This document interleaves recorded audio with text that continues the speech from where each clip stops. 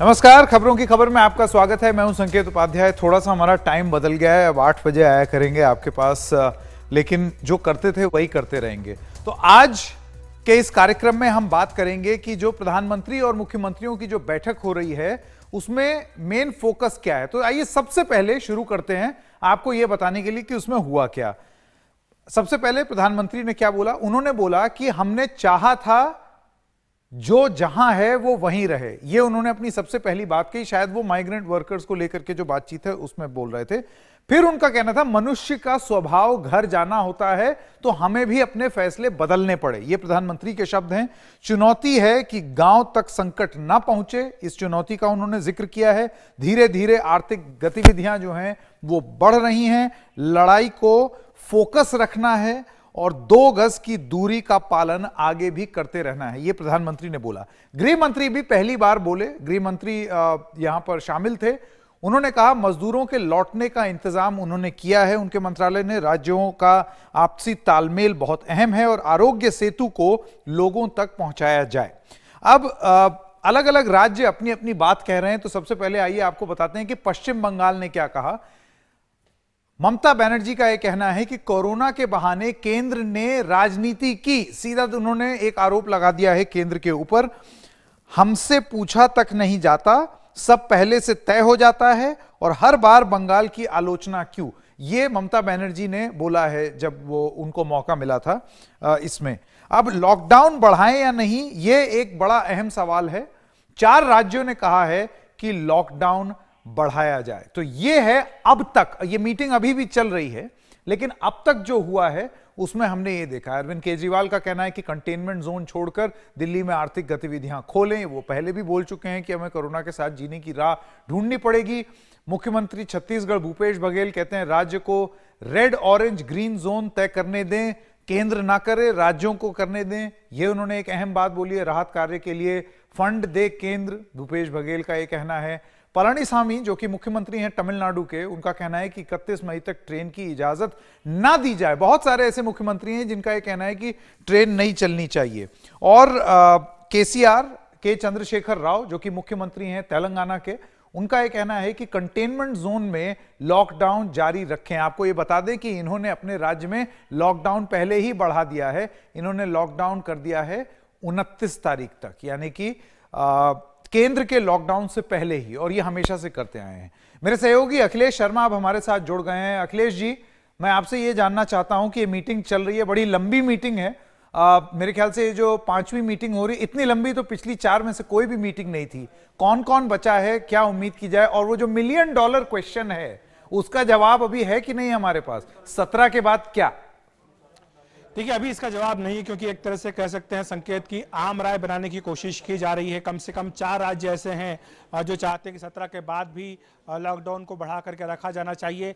लेकिन एक बात पर सभी राज्यों की जो राय बनती दिख रही है एक जैसी, वो थी आर्थिक गतिविधियों को लेकर। सब ये कहते हैं कि आर्थिक गतिविधियां अब शुरू होनी चाहिए और इस पर अब कोई समझौता नहीं होना चाहिए। महत्वपूर्ण बात है, खुद पीएम मोदी ने भी अपने जो ओपनिंग रिमार्क्स थे उसमें इस बात का जिक्र किया है। कहा है कि आर्थिक गतिविधियां और आर्थिक अर्थव्यवस्था के ऊपर जो है जोर होना चाहिए, ये महत्वपूर्ण बात है। इसके अलावा कई राज्य इस बात से नाखुश दिखे हैं कि केंद्र अपनी ओर से गाइडलाइंस थोप देता है, राज्यों की सलाह नहीं ली जाती है।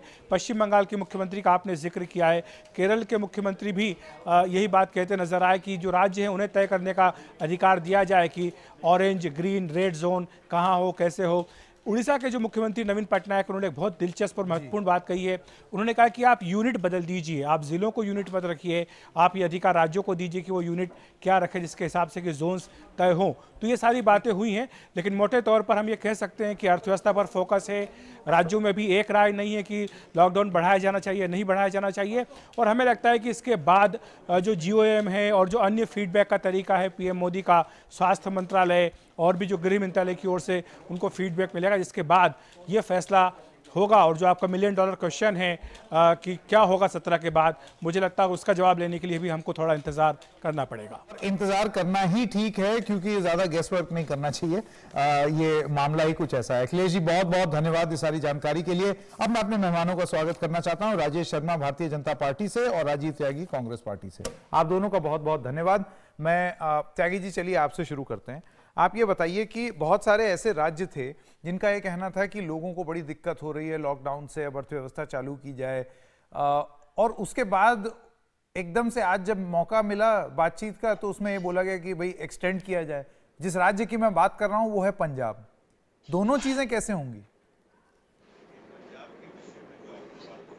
निश्चित रूप से मैं भी इस बात का आज भी पक्षधर हूं, आगे भी पक्षधर रहूंगा कि स्टेट का जो चीफ मिनिस्टर है उसको तय करने का अधिकार होना चाहिए, क्योंकि ग्राउंड रियलिटीज हमेशा स्टेट चीफ मिनिस्टर्स को पता होती है, चाहे वो किसी भी दल के हो। कैप्टन साहब ने तो हमेशा कहा इस बात को, हमारा जो बकाया है उस बकाये को केंद्र में दे दे और हमें तय करने दे कि ग्रीन, रेड, ऑरेंज जोन कहाँ कहाँ होंगे, ये तय करने का अधिकार स्टेट के पास होना चाहिए। मैं राजीव जी, मेरा सवाल आपसे ये है, देखिए आप ये कह रहे हैं कि राज्यों को अधिकार हो ये आइडेंटिफाई करने का जोन्स, और राज्यों को अधिकार हो कि वो अपने हिसाब से निपटें। अब एक कानून लागू हुआ है जो कि यूपीए ही लाई थी, वो है डिजास्टर मैनेजमेंट एक्ट। उसके तहत केंद्र को ये अधिकार है कि वो ये कानून, वो इस तरीके से निर्णय ले सकती है। तो आपका ये कहना है कि वो कानून ही हट जाए?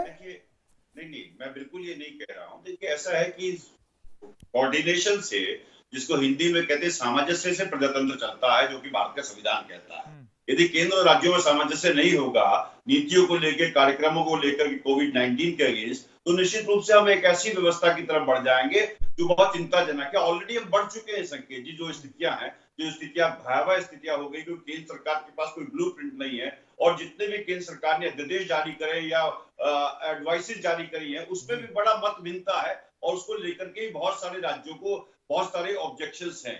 मेरा कहना बहुत स्पष्ट है कि इस टाइम देश को दोनों चीज चाहिए, जान भी चाहिए, जहान भी चाहिए। हालांकि जान और जहान दोनों चली गई भारतीय जनता पार्टी की नीतियों की वजह से। मैं कहना चाहता हूं, जान तो जब बचेगी जब टेस्टिंग होगी।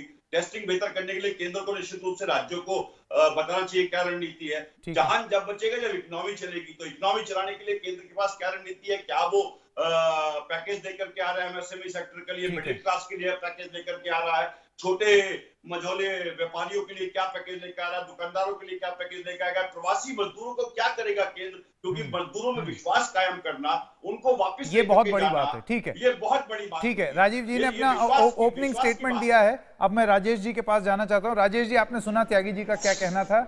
बहुत सारी चीजें, बहुत सारे बिंदु हैं, और 45 दिन बहुत समय होता है जिसमें ये अंदाजा हो जाए कि कितनी तकलीफ हुई, हम कितने पानी में हैं और उस पानी से कैसे बाहर आए। तो आपको लगता है कि ये रणनीति में अब राज्यों का ये कहना कि भाई हमको भी शामिल कर लो, अब वो समय आ गया है करने का?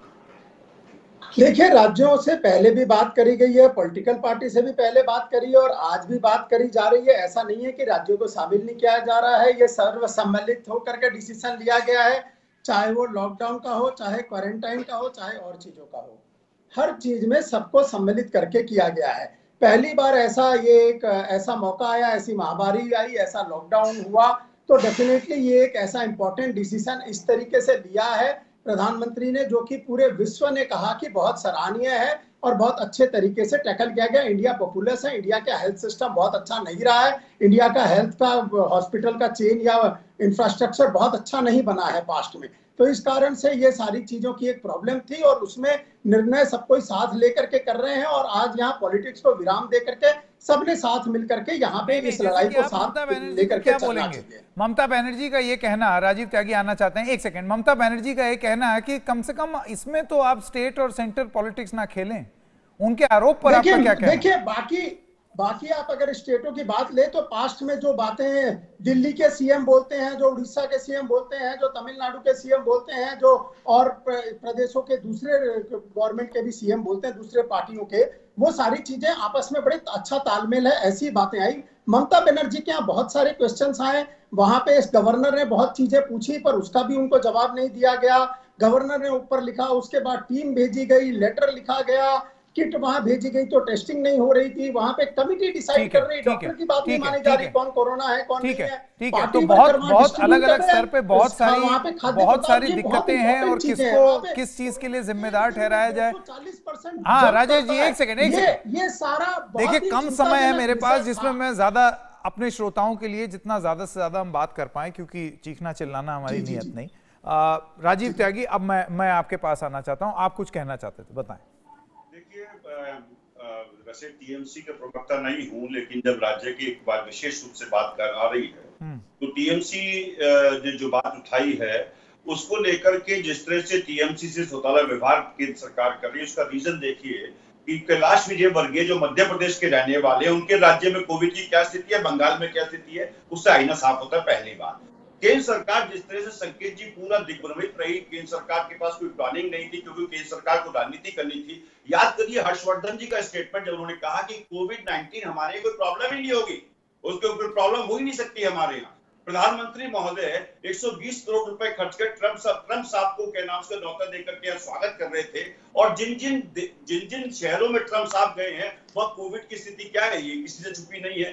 आप 120 करोड़ रुपए वहां खर्च करते हैं, लेकिन प्रवासी मजदूरों के लिए 50 करोड़ का प्रावधान नहीं करते हैं। याद करिए संकेत जी, जब भी मोदी जी की रैली होती थी तो मोदी जी की रैली के लिए भारतीय जनता पार्टी 6,000 बस, 20 ट्रेन, 25 ट्रेन, 50 ट्रेन बुक कराया करती थी। क्या प्रवासी मजदूरों के लिए नहीं हो सकती थी? क्या किसानों की रबी फसल खरीदने के लिए नहीं, लेकिन इसमें राजीव त्यागी जी देखिए, मैंने ये सवाल केंद्र सरकार से पूछा, उनका ये कहना है कि एक नियम बना है जिसमें जो होस्ट स्टेट है यानी कि जहां पर ये श्रमिक मजदूर हैं और जो होम स्टेट है जहां पर ये जाएंगे, उन दोनों में भी एक कोऑर्डिनेशन होना चाहिए ना। अगर वो आपस में बात ही ना करें या होम स्टेट ये बोलते नहीं भाई मत भेजो ट्रेन, तो फिर कैसे चलेगी ट्रेन? बताऊं, देखिए संकेत जी, आप बहुत विद्वान एंकर हैं। जिस टाइम प्रधानमंत्री महोदय ने 22 तारीख को शायद पहला संदेश दिया था मार्च में कोविड-19 को लेकर के, उसके लिए 3 घंटे टेलीविजन पे विज्ञापन चले थे। लेकिन जब लॉकडाउन किया गया 24 तारीख को 3 घंटे का समय दिया गया, क्या प्रधानमंत्री महोदय को उस वक्त याद नहीं आया कि घर जाने की आवश्यकता प्रत्येक व्यक्ति की है, जो आज उन्होंने बात कही है? उस टाइम उनको याद रखना, ये बड़ी बात कि घर जो है महत्वपूर्ण है, तो उस टाइम प्रधानमंत्री कैसे भूल सकते हैं इस बात को कि भावनाओं का। चलिए इस पे जवाब ले लेते हैं। ये मेरे ख्याल से एक बहुत अहम पॉइंट उठाया है राजीव त्यागी ने। राजेश शर्मा, आज प्रधानमंत्री का यह कहना कि यह स्वाभाविक है कि लोग घर जाना चाहते हैं, तो क्या हम ये समझें कि उस समय करीब 45 दिन पहले जब ये 24 मार्च को ये लॉकडाउन लगा था तब स्वाभाविक नहीं था, या मन में नहीं आया, या समय नहीं था? नहीं, और एक निर्णय लेना जरूरी था।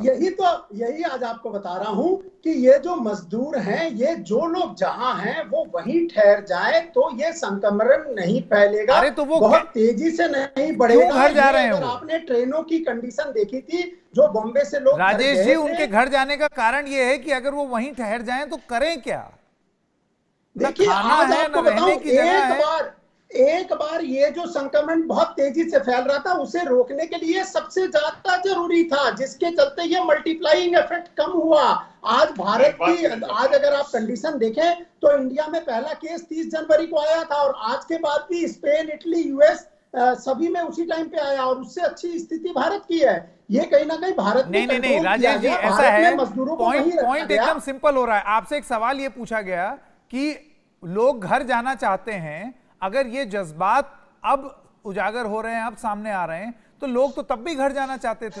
देखिए लोग तब भी घर जाना चाहते थे, पर तब उस समय बहुत तेजी से फैल रहा था। आज ये कंट्रोल हो गया है, कंट्रोल की स्थिति में है। आज उनकी स्क्रीनिंग की जा रही है, उनको वो बीमार नहीं है, उनके साथ में संक्रमण नहीं है, ये चेक किया जा रहा है। बहुत जल्दी राजीव त्यागी, सिस्टम के साथ उनको भेजा जा रहा है।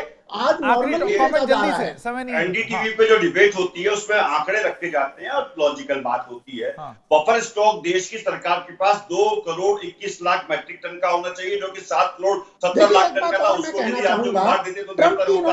और जिस तरह से ये व्यवस्था पूरी हुई है संकेत जी, तो एक ही बात, एक सेकंड और चैनल जैसी बहस हो जाएगी, ये सब लोग एक दूसरे के ऊपर। कंप्लीट कर दूं प्लीज।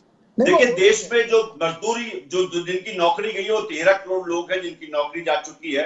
एमएसएमई सेक्टर का कोई वली वारिस नहीं है। मिडिल क्लास जिसको क्या नाम उसका सैलरी कट का दर्श झेलना पड़ रहा है, नौकरियां जा रही है मिडिल क्लास की, वो टैक्सेस जो सबसे ज्यादा टैक्सेस देता है। मेरे ख्याल से जी समय मेरे पास खत्म हो रहा है। राजीव त्यागी और राजेश शर्मा, समय खत्म हो गया। मैं इन नजारों का अंदर तमाशबीन नहीं जी। राजीव त्यागी और राजेश शर्मा दोनों ये बात कर रहे हैं, और जो इस पूरी बात का निचोड़ है वो ये है जिसका इंतजार पूरे देश को है कि 17 मई के बाद क्या होगा। इसका जवाब अभी तक हमको नहीं मिला है, मिलते ही आपको बताएंगे। एक छोटे से ब्रेक के लिए रुक रहे हैं।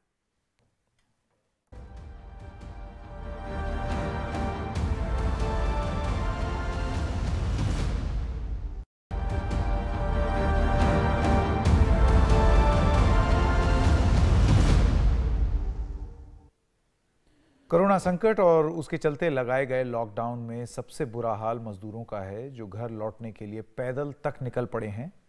उनमें से कुछ हादसों के शिकार भी हुए हैं। शायद इसीलिए गृह मंत्रालय की ओर से आज कहा गया कि मजदूर पैदल ना जाएं, उसके लिए और इंतजाम किए जाएंगे। गृह मंत्रालय ने पत्र द्वारा राज्य सरकारों से अनुरोध किया है कि वे सुनिश्चित करें कि किसी भी हालात में प्रवासी श्रमिक सड़क और रेलवे पटरियों का सहारा ना लें। यदि ये सड़क या रेलवे पटरियों पर पैदल यात्रा करते हुए पाए जाते हैं तो उनके लिए बस या ट्रेन द्वारा यात्रा की व्यवस्था करने की चेष्टा की जाए। आज सुबह गृह मंत्रालय ने रेलवे और राज्य सरकारों के नोडल ऑफिसर्स के साथ वीडियो कॉन्फ्रेंस द्वारा स्पेशल ट्रेनों की समीक्षा की ताकि फंसे हुए लोग जल्द से जल्द अपने घर वापस आ सके। इस बात पर जोर दिया गया कि अगले कुछ हफ्तों तक रोज कम से कम 100 श्रमिक स्पेशल ट्रेन चलाई जाए